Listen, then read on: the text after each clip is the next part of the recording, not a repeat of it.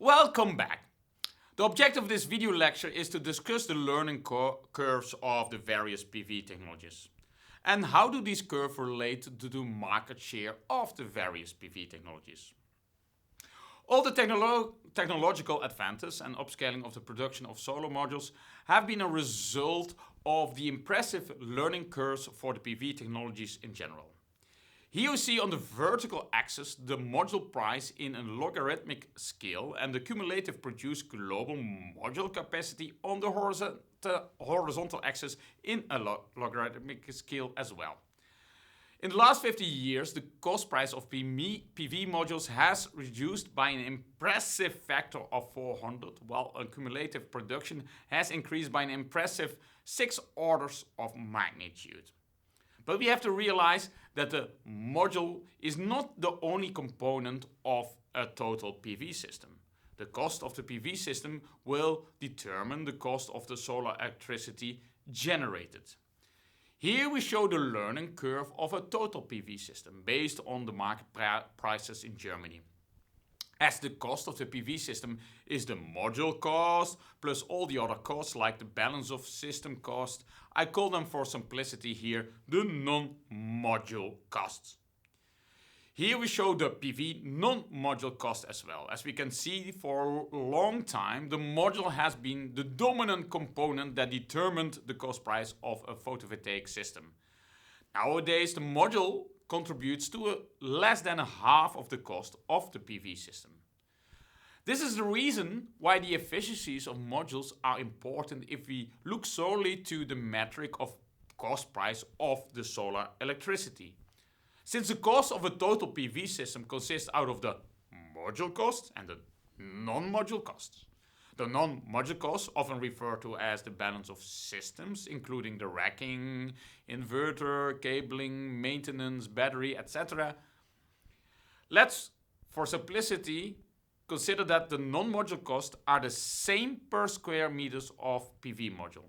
A module with a higher efficiency will have a higher nominal power output per square meters.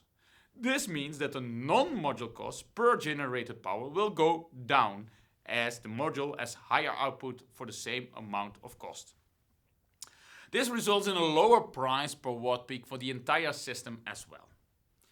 If you compare a thin film silicon and a thin film cadmium telluride module encapsulated in glass, they are the same type of products. However, the cadmium telluride module will result in lower non-module cost due to its higher module efficiency. The big question is, when will the learning curve stop or level off? This gives a wide margin of uncertainty. A wide range of cost prices at a certain cumulative installed power might be possible.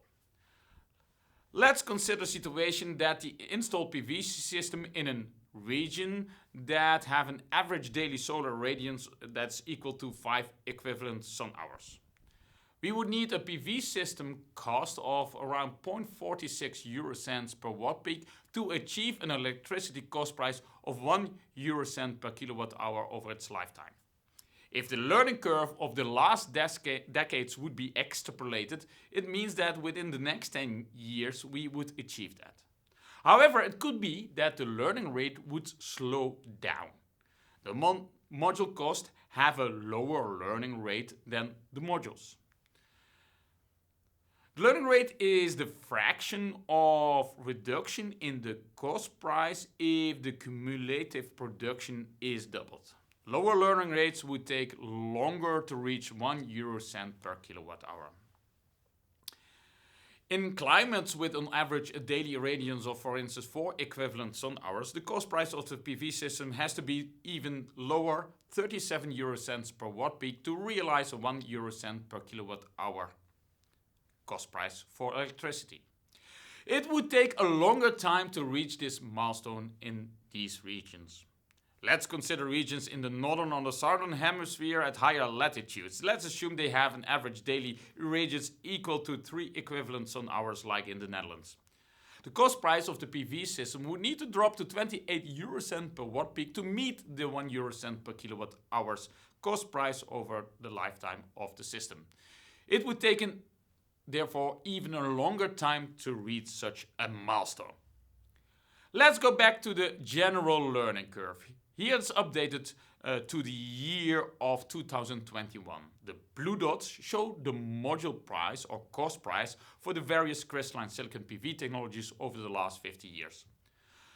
The slope in this double logarithmic plot represents the already early mentioned learning rate. Recap, the learning rate is defined as the fraction that the cost price is reduced when the cumulative production is doubled.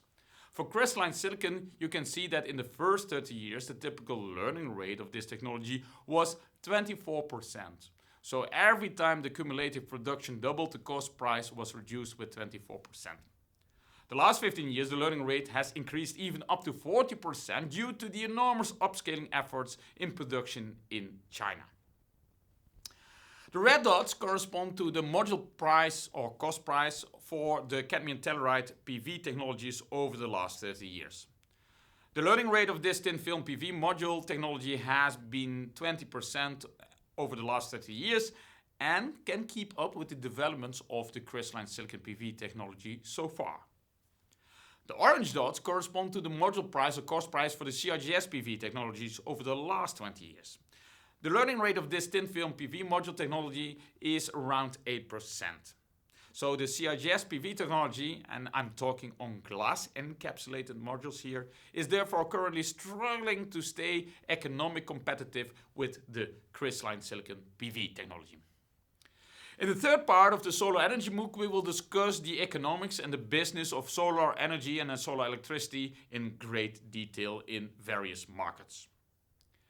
So what are the current market shares? Crystalline silicon is the dominant PV technology. In 2021, it had a market share of 95%. 11% of this market is multicrystalline silicon modules and 84% is monocrystalline silicon modules. And multicrystalline silicon is phasing out. All the thin film PV technologies together had a market share of only 5%. The Fraunhofer PV report gives more detailed information on the current status of the technology and the market of the various PV technologies and their applications. The same report makes some claims on the energy payback time of rooftop PV systems. The energy payback time is the characteristic time a PV system has to operate to recover the energy that went into making the system in the first place.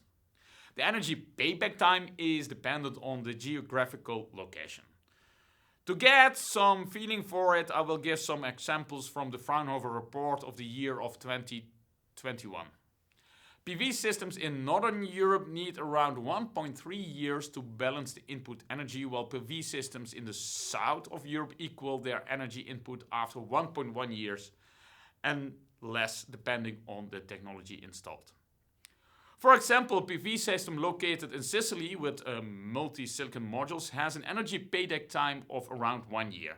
Assuming 20 years of lifespan, this kind of system can produce 20 times the energy needed to produce it. In many regions around the world currently, the energy payback time of a rooftop PV system has dropped below 1 year. In summary, learning curves and the market share have been discussed in this video.